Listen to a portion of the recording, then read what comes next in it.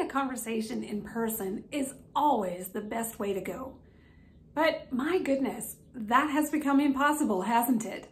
So right now we're having to use technology to have conversations, and yeah, we're having a lot of Zoom meetings, but you know, sometimes that's just not appropriate. Sometimes having a conversation on the telephone is actually the way to go. But how do you have a conversation on the telephone, a sales conversation that is productive and meaningful? So some rules actually apply. Some of the rules that I've shared here before about how to have an actual conversation. You need to be mindful and present. You need to be authentic and be interested in connecting with the other person. You need to ask good questions and you need to listen. But even more importantly, here are some do's and don'ts that can help you make your phone conversations more productive and more meaningful. Because it turns out, unless you are like me and you grew up with a phone attached to your ear for most of your teenage years, maybe you don't feel very comfortable talking on the phone. And it's probably because you're thinking all the time about how are you coming across? Is what you're saying making sense? And what is the other person thinking about what you're saying?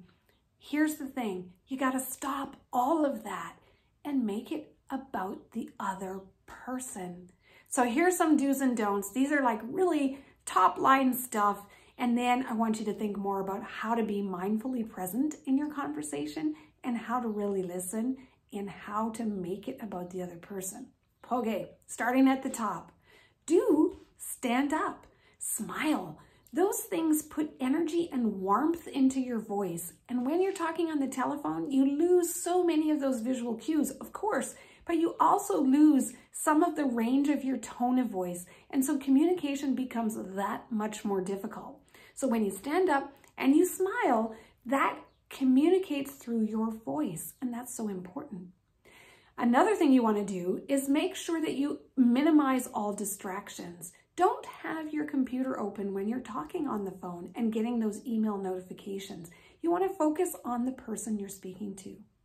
Another thing to do is to make sure that you really are using your voice.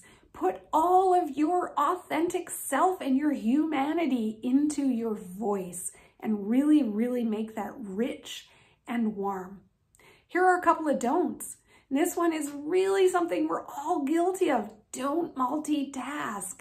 You know what? We can hear those mouse clicks and keyboard taps when you're like checking your emails and still pretending to listen at the same time. It's not very nice, is it, when you're on the receiving end?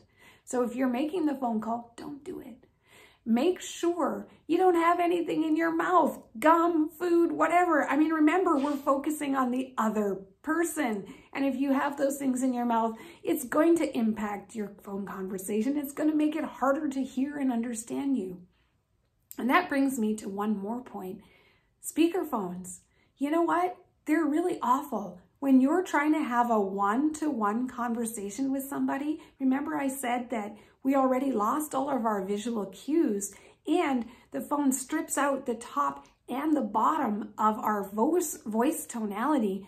You put it on speakerphone, you lose even more. And it's so hard to hear and hard to understand, and it really makes it a frustrating experience. So if you can do some of those good things and not do some of those bad things, you're already way, way ahead to having a successful phone conversation that turns out to be a good phone conversation.